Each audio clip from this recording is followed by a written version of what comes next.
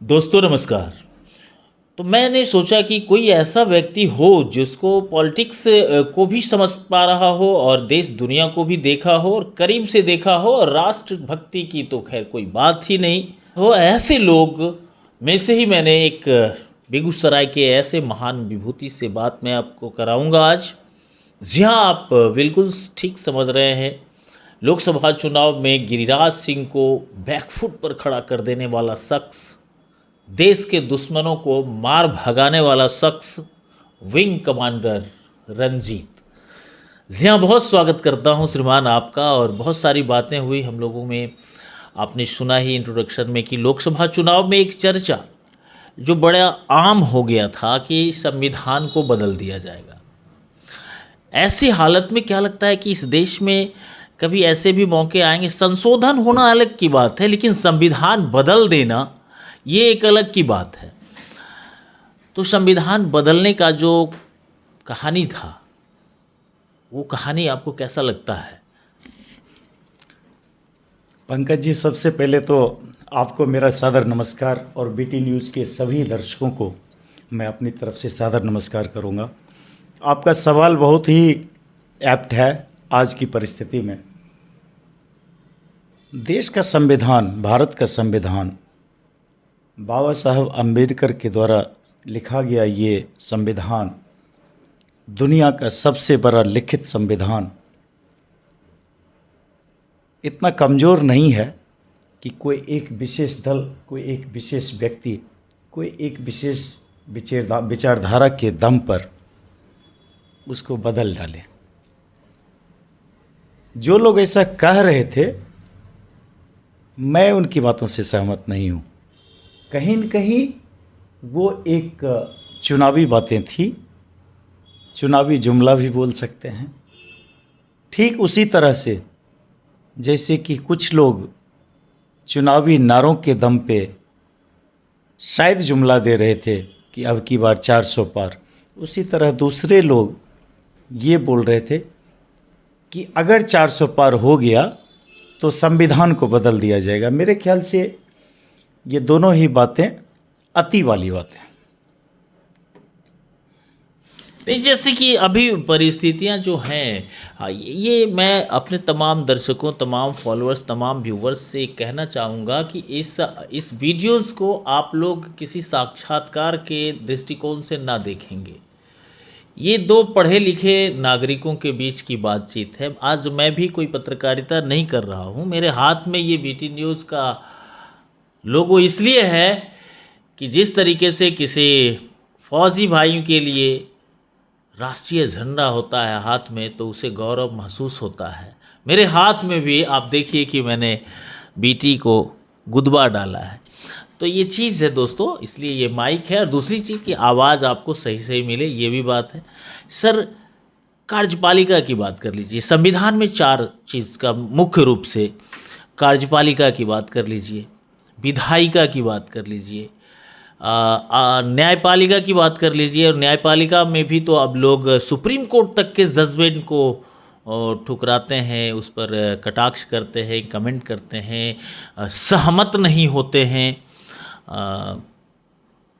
और फिर आ जाइए प्रेस को तो नामाकरण तक हो गया। तो इन चार स्तंभ हैं, और ये चारों में एक भी चीज़ को भारत के नागरिक अब सही रूप से नहीं ले रहे हैं। तो ऐसे में संविधान क्यों नहीं बदल देना चाहिए? देखिए, भारत के लोकतंत्र में कार्यपालिका, विधायिका, न्यायपालिका और निश्चित रूप से आपने मीडिया का जो एक रूप कहा है, वो सभी अभिन्न अंग हैं लोकतंत्र के। और इन सबों के दम पे, पब्लिक के मैंडेट के साथ, ये देश पिछले 75-77 साल से आज़ादी के बाद इतना आगे निकलता चला गया है। इसमें आज के दिन में भी मैं नहीं मानता कि इनमें से कोई भी अंग बिल्कुल ही इनसिग्निफिकेंट हो गया हो, इनकॉन्सिक्वेंशियल हो गया हो। ऐसा नहीं है।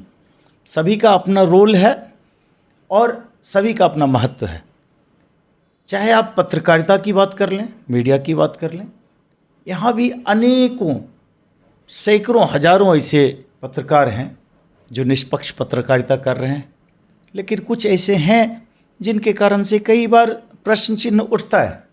ठीक उसी तरह न्यायपालिका की भी बात हो तो न्यायपालिका हमारा अक्षुण्ण अंग है और मोर और लेस ज़्यादातर जो लोग हैं निष्पक्षता पे बात करते हैं, सही फैसले लेने का प्रयास करते हैं, ऐसा मेरा मानना है। लेकिन कहीं न कहीं कुछ ऐसी बातें होती हैं जिससे स्वाभाविक है कि प्रश्न चिन्ह उठता है। और कार्यपालिका या विधायिका की ही बात हो, जब आप लीडरशिप की बात करेंगे, चाहे कोई भी दल हो, कोई भी पार्टी हो, सबका अपना अपना नीति है, सबके अपने अपने विचारधारा हैं। बावजूद इसके अनेकों आपको पढ़े लिखे और अच्छे नेता मिलेंगे, पर कुछ इतने स्तरहीन मिलेंगे जिसके कारण से पूरी राजनीति को लोग खराब समझने लगते हैं। मैं मानता हूँ कि ये लोकतंत्र के जो अभिन्न अंग हैं, इसकी खूबसूरती को हम, पॉजिटिविटी को अगर हम आगे लेकर चलें तो हमारे लोकतंत्र को कहीं भी खतरा महसूस नहीं होता है। जो लोग इस ढंग की बातों में इन्वॉल्व हैं, उसकी वजह है कि 2-4-10 लोगों के कुकृत्यों से इन संस्थाओं पर कहीं न कहीं प्रश्न चिन्ह उठता हुआ नज़र तो आ रहा है, इसमें कोई दो राय नहीं है। चलिए, बहुत अच्छी बात आपने कही। आपने संविधान के चारों बिंदु पर जो प्रकाश डाला, निश्चित तौर पर गंभीर विषय है और इस गंभीरता को उन्हीं को देखना है जिन पर सवाल खड़े हो रहे हैं। थोड़ा सा हम आपका ध्यान हटाना चाहेंगे, चूँकि ये नेशनल मुद्दा था। हम चाहेंगे कि बिहार के परिदृश्य में कुछ बात कर ली जाए। बिहार के परिदृश्य में श्रीमान पिछले 32 सालों से या उससे भी ज़्यादा का समय ले लीजिए, तो कहीं ना कहीं बिहार जातीय राजनीति की इर्द गिर्द घूमता रहा है। बिहार की राजनीति, लालू प्रसाद जी का अलग एक समीकरण बना, वो समीकरण आज तक वो लागू किए हुए हैं। नीतीश कुमार जी का एक अलग समीकरण है, बराबर जंगल राज कह के डरा देते थे। सुशासन में भी कमोबेश वही घटनाएं दोहराई जा रही हैं। और जो उपचुनाव हुआ, उस उपचुनाव में प्रत्याशी तो उनके भी थे, लालू जी के भी प्रत्याशी थे, प्रत्याशी नीतीश कुमार जी के भी थे। आप कह लीजिए कि इंडी गठबंधन और एनडीए गठबंधन दोनों के प्रत्याशी थे, लेकिन बाजी मार ले गया निर्दलीय। क्या कुछ मैसेज हो सकता है? ये बड़ा मैसेज है श्रीमान। बिल्कुल, बहुत खास मैसेज है। बिहार की जनता पिछले 34 वर्षों से राजनीति के जिस दौर में गई है, कमोबेश सभी लोग अब चीटेड महसूस कर रहे हैं, ठगे हुए महसूस कर रहे हैं। बिहार में जो दो धारा है, जो दो गठबंधन है, एक गठबंधन आप देखेंगे कि घुमा फिराकर जातीय ध्रुवीकरण पे आके टिक जाती है, और एक दूसरा जो गठबंधन है वो कहीं न कहीं घुमा फिराकर सांप्रदायिक गठबंधन की ओर बढ़ती चली जाती है।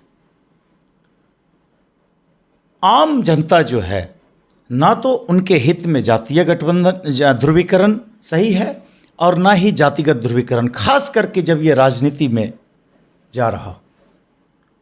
और इसके कारण हुआ क्या है, जो लोग जातिगत ध्रुवीकरण करते रहे हैं वो सामाजिक न्याय के नाम से करते रहे, जबकि अगर आप सही सामाजिक न्याय के विषय को ध्यान से देखें तो सामाजिक न्याय का सोच तब सार्वजनिक तभी हो सकता है जब जातिगत ध्रुवीकरण नहीं हो। सामाजिक न्याय सही है, सभी लोगों को न्याय मिलना चाहिए। सामाजिक रूप से जो पिछड़े वर्ग हैं उनको जरूर न्याय मिलना चाहिए, लेकिन इसका ये मतलब नहीं है कि उसको जातिगत रूप से ध्रुवीकरण करके सिर्फ राजनीति की दिशा को संकुचित कर दिया जाए, तो सोच सार्वजनिक नहीं बनती है। ठीक उसी तरह जब आप धार्मिक ध्रुवीकरण की बात करते हैं तो किसी एक विशेष संप्रदाय धर्म के व्यक्ति को आप कॉर्नर करके एक सार्वजनिक सोच नहीं बना सकते। और यही वजह है जब सोच सार्वजनिक नहीं हो, सोच संकुचित हो, तो मुद्दे गौण हो जाते हैं, भावनाएं मर जाती हैं। चुनाव के समय में वो लोग किसी न किसी रूप में वोट करते हुए आपको दिखेंगे, लेकिन वही लोग चुनाव के बाद ठगे हुए महसूस करते हैं कि इसको वोट दे दें तो भी कोई फ़ायदा ही नहीं, इसको वोट दे दें तो भी कोई फ़ायदा नहीं। तो जो ये निराशा का माहौल आज खासकर बिहार में आ गया है, और बिहार में इसलिए बोल रहा हूँ कि राजनीतिक रूप से इतने ज़्यादा सेंसिटिव स्टेट में आज लोग राजनीतिक तौर पे निराश दिख रहे हैं।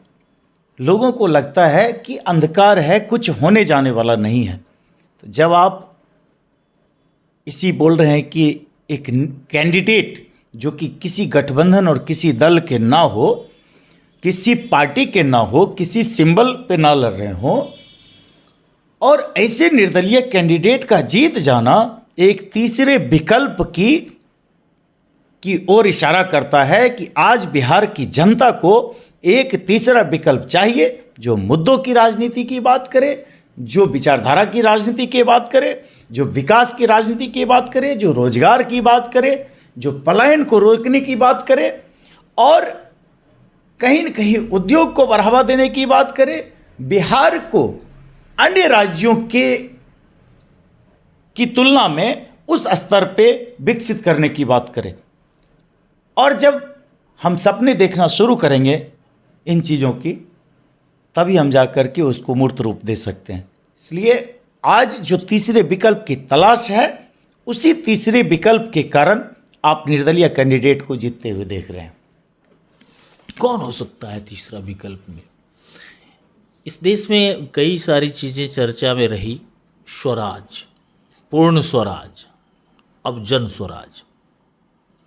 बिहार में ये तीनों शब्द का बहुत बड़ा महत्व रहा है, और लेकिन वर्तमान में जो जन स्वराज का जो संघर्ष दिख रहा है, क्या लगता है कि बिहार की आवाम इसे तीसरे विकल्प के रूप में स्वीकार करेगी? ठीक वैसे जैसे अन्ना हजारे के आंदोलन के बाद दिल्ली में एक राजनीतिक बदलाव आया और आज तक कायम है। आप जनसुराज की बात कर रहे हैं, निश्चित रूप से जनसुराज एक तीसरा विकल्प है, और ये उसी रूप में तीसरा विकल्प है जहाँ पर बार बार जनसुराज के मुख्य संस्थापक प्रशांत किशोर जी, जो एक पॉलिटिकल स्ट्रेटजिस्ट हैं, पढ़े लिखे हैं, उन्होंने बात की है कि हम जातिगत ध्रुवीकरण के राजनीति में आने के खिलाफ हैं, ठीक उसी तरह जैसे हम सांप्रदायिक ध्रुवीकरण के खिलाफ हैं। और वो बार बार बिहार में भविष्य की बात कर रहे हैं, वर्तमान की बात नहीं कर रहे हैं। वो कह रहे हैं कि अगर आप अपने बच्चों को शिक्षित कर दें, हर एक प्रखंड में एक विश्व स्तरीय स्कूल खोलने की बात कर रहे हैं, पलायन रोकने की बात कर रहे हैं। और पलायन कैसे रुकेगा? जब आप बोल करके नहीं रोक सकते हैं, जब आप जो व्यक्ति मजदूरी करने के लिए पलायन कर रहे हैं बिहार से बाहर, उनको बिहार में ऐसी परिस्थिति पैदा करें कि 12,000, 14,000, 15,000 की भी रोजगार उनके लिए सृजित किया जाए, तो पलायन रुकेगा। और जब शिक्षा का स्तर आप सुधारेंगे और शिक्षा की व्यवस्था को आप बहाल करेंगे, तो हायर एजुकेशन के लिए जो बच्चे आज पलायन कर रहे हैं एजुकेशन के नाम पे, चाहे वो प्रोफेशनल एजुकेशन हो, मेडिकल कॉलेजेस हो, इंजीनियरिंग कॉलेजेस हों, अन्य प्रोफेशनल कोर्सेस हों, उसके लिए जो बच्चे पलायन कर रहे हैं, उनका पलायन रुकेगा। मतलब अमीरों के बच्चे जो शिक्षा के नाम पे पलायन कर रहे हैं, और गरीबों के बच्चे जो कि मजदूर बन कर के मजदूरी के लिए पलायन कर रहे हैं, दोनों का पलायन रुकेगा। ये सारी बातें मुझे एक आशा की तरफ जाती हुई दिखती है, और मुझे ऐसा लगता है, मुझे विश्वास भी है कि बिहार की ज़्यादातर आवाम कहीं न कहीं इस विकल्प को उसी रूप में तवज्जो देने वाली है जैसे कि किसी निर्दलीय कैंडिडेट को जिता करके वो तवज्जो दिया गया है। चलिए, बहुत अच्छा विश्लेषण रहा रंजीत सर का, लेकिन थोड़ा सा हम अलग हटते हैं। देश में इन दिनों एक विवाह का बहुत जमकर तारीफ़ें की जा रही है, जम के मीडिया में, खास करके स्ट्रीम मीडिया में तो मतलब आप समझिए कि सारी खबरें बंद और उस विवाह की चर्चा पे डिबेट हो रहा है, पल पल में ब्रेकिंग न्यूज़ आ रहा है और देश के नामचीन लोग वहाँ पहुँच गए। वो तमाम लोग भी वहाँ दिखे जो अंबानी के इर्द गिर्द अपनी राजनीतिक धुरी जमाने का प्रयास कर रहे थे, चाहे पक्ष हो या विपक्ष हो। 214 करोड़ का शेरवानी और 14 करोड़ का ऑडी कार से लड़के का उतरना और फिर 214 करोड़ का शेरवानी पहनना, जो इनवाइटेड पर्सन थे, वीआईपीज थे, 2-2 करोड़ की घड़ियां उन्हें विदाई में मिलना प्रत्येक लोगों को, इतना बड़ा 5,000 करोड़ रुपया बताया जा रहा है श्रीमान कि उस विवाह में खर्च किया गया। और ये सब उन तमाम लोगों के नज़रों पर हो रहा था और वो तमाम लोग शिरकत कर रहे थे जो लोग कानून व्यवस्था की दुहाई देते हैं, कानून बनाने का काम करते हैं और कानून से इस देश को कंट्रोल करने का पावर रखते हैं। शाही शादी भारत में पहली बार नहीं दिखी। एशिया के बड़े उद्योगपति हैं, विवाह होना भी चाहिए उस तरीके का, लेकिन श्रीमान एक चीज़ समझ में नहीं आती कि इतने ज़बरदस्त रूप से खर्च करने पर ना तो कोई ईडी है, ना किसी ने सवाल किया और ना ही कोई कानून के घेरे में कुछ चीज़ दिखाई पड़ रही कि भाई ये दहेज हो रहा है या क्या है, किसी ने पूछा तक नहीं। आपको क्या लगता है इस शाही विवाह को लेकर के, इस अंदाज को लेकर के? देखिए, इसमें 2-3 बातें हैं। पहली बात है, हर इंसान चाहता है कि हम अमीर हों, लेकिन जब आप ये लार्जर पर्सपेक्टिव में आप पूछना चाह रहे हैं या आपका मकसद भी वही है, आप किसी विवाह विशेष से ना तो आप जलन रख रहे हैं ना आपको बिल्कुल जलन की बात नहीं है। आप वही मैं बता रहा हूँ कि मेरा ऐसा मानना है कि आप जिस लार्जर पर्सपेक्टिव की बात कर रहे हैं कि देश की अर्थव्यवस्था, ये आज प्रमाणित हो रहा है कि 2 बातें कि पॉलिटिकल लीडरशिप और कॉरपोरेट का जो एक गठबंधन है ये काफ़ी प्रभावी है, इसमें कहीं दो राय नहीं है। और इसीलिए चुनाव के दौरान में इलेक्टोरल बॉन्ड का जो मामला आया था ये भी इन सब चीज़ों से कहीं न कहीं जुड़ा हुआ है। दूसरी बात है कि पैसे का ये जो दुरुपयोग है, ये दुरुपयोग कई बार एक चर्चा का मुद्दा रहा है कि हो ना हो, शादी ब्याह में इतने खर्च हो ना हो, व्यक्ति विशेष पर निर्भर करता है। मैं उस पर ज़्यादा कमेंट तो नहीं करूँगा, लेकिन एक बात मैं बताना चाहूँगा कि अर्थव्यवस्था अगर हम जान रहे हैं और समझ रहे हैं कि देश की अर्थव्यवस्था मजबूत हो रही है, तो ये मजबूती कभी भी गरीब को और अमीर के अंतर को बढ़ा करके देश के हित में नहीं है। देश की अर्थव्यवस्था की मजबूती तभी असली मजबूती कहा जा सकता है जब अमीर के बीच में और गरीब के बीच का अंतर कम हो। ये जो शादी विवाह है ये सब चर्चा का मुद्दा बनता है, एक मीडिया हाइप भी बनता है, क्योंकि आमतौर पे इस तरह की शादियां और इस तरह के इनविटेशन और एक जगह इस तरह के वीआईपीज दिखते नहीं हैं, जिसमें पॉलिटिकल वीआईपीज भी हैं, प्रशासनिक भी हैं, यूनिफॉर्म सर्विसेज के भी लोग हैं, कॉरपोरेट घराने के लोग हैं, खेल जगत से जुड़े हुए लोग हैं। मतलब आप बोल सकते हैं कि वहाँ पर पैसों की कोई बात ही नहीं है। स्वाभाविक है कि इतना बड़ा जब एक कॉरपोरेट फैमिली हो और वो कहीं न कहीं उस पैसे को खर्च करने के लिए इस रूप में तैयार हो, तो कानूनी रूप से तो रोकना थोड़ा संभव नहीं लगता है। लेकिन इथिकली अगर यही चीज़ शादी ब्याह के पैसे को अगर कुछ ऐसे कामों में खर्च कर दिया जाता, तो भारत की करोड़ों जनता जो गरीब है उस कॉरपोरेट फैमिली को उस रूप में आशीर्वाद दे रही होती जिस रूप में अमीर लोगों ने, वीआईपी लोगों ने पहुंच करके आशीर्वाद ना दिया होगा। लेकिन बच्चे को आशीर्वाद देना इस शादी का शायद मकसद ना रहा हो। कहीं न कहीं ये फ्यूचर को देख करके अपने कॉरपोरेट जगत को और बेहतर करने का प्रयास हो। तो मैं इस पे यही बोलूँगा कि अर्थव्यवस्था अगर हमारी सही हो रही है तो हमें अमीरों और गरीबों के अंतर को पाटना होगा, कम करना होगा, प्रयास करना होगा कि उनका अंतर कम हो, तभी हम सही रूप में आगे बढ़ पाएंगे। चलिए, कानूनी रूप से तो बिल्कुल नहीं रोका जाना चाहिए और रोका नहीं जा सकता। तब भी हमारे बिहार में मीशा भारती की विवाह हुई थी तो शोरूम से गाड़ियां ले ली गई थी शाही अंदाज में विवाह को कराने के लिए। उसी परिवार में एक बहू को घर से भी निकाला गया, पूरी दुनिया ने देखा। दहेज का मामला था और उसी घर में जातिवाद के नारे देकर के सत्ता के गद्दी पर बैठे रहने वाले लोग अपने जाति की एक लड़की भी नहीं ला पाए। इतनी ताकत भी उनके अंदर नहीं रही। वो प्रतिपक्ष बिहार के नेता भी बने रहे, खैर वो बात अलग की है। चलते चलते श्रीमान, मैं आपसे एक और सवाल ले लेता हूँ। तीसरे विकल्प में जिस तरीके से प्रशांत किशोर मंथन करते हैं, कहते हैं कि मैं समुद्र मंथन जैसे हुआ था वैसे मैं समुद्र मंथन कर रहा हूँ, आम जन का मंथन कर रहा हूँ। जो बिहार के तकदीर को बदलने वाला व्यक्ति जो निकल के आएंगे उनका स्वागत करेंगे। क्या उस स्वागत का हिस्सा विंग कमांडर रंजीत भी होंगे क्या? जी बिल्कुल, मैंने अपना मन बना लिया है कि मैं राजनीतिक रूप से, मेरी जो समाज में कुछ काम करने का मेरा जज्बा है, जज्बा मैं बोल रहा हूँ बिकॉज ये मेरा कोई पेशा नहीं है। मैं समाज में काम करना चाहता हूँ और एक जिम्मेवारी के साथ काम करना चाहता हूँ।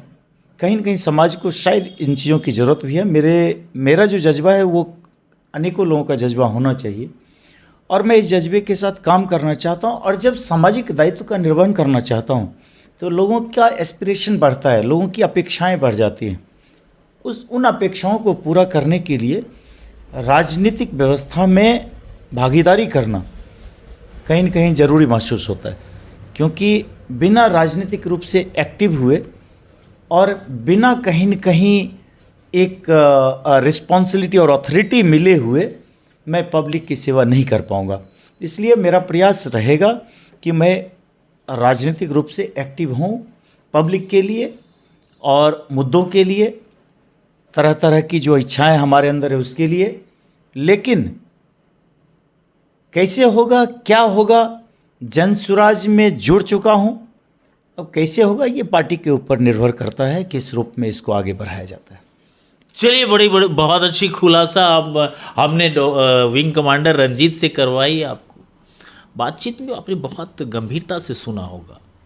निश्चित तौर पर संविधान बदलने जैसी बातें, निश्चित तौर पर शाही अंदाज में जिस तरीके के विवाह में लगभग 10,000 ऐसे परिवार के बच्चियों का विवाह कराया जा सकता था जो अपने बहू बेटियों के जेवर बेच कर के, बच्चों का निवाला ज़मीन बेच करके अपनी बच्चियों का विवाह कराते हैं और वह विवाह भी टिकाऊ नहीं रह पाता। हम ऐसे इस दौर से गुजर रहे थे और ऐसे में 5,000 करोड़ रुपए खर्च कर देना छोटे छोटे देशों की जीडीपी के बराबर है। कमोबेश जब बिहार की बात हुई तो उसमें तीसरे विकल्प की तैयारी जनता ने कर चुकी है। अब जनता सोचे कि उसे जंगल राज से मन भर गया तो सुशासन लेके आई। सुशासन की भी कमोबेश कहानी जंगल राज के जैसे ही दिखाई पड़ रही है। तीसरा कौन सा शासन व्यवस्था जनता लागू करने वाली है बिहार में, इसके लिए बने रहिएगा हमारे साथ। लगातार हम दिखाते रहेंगे तमाम खबरें। तब तक के लिए नमस्कार।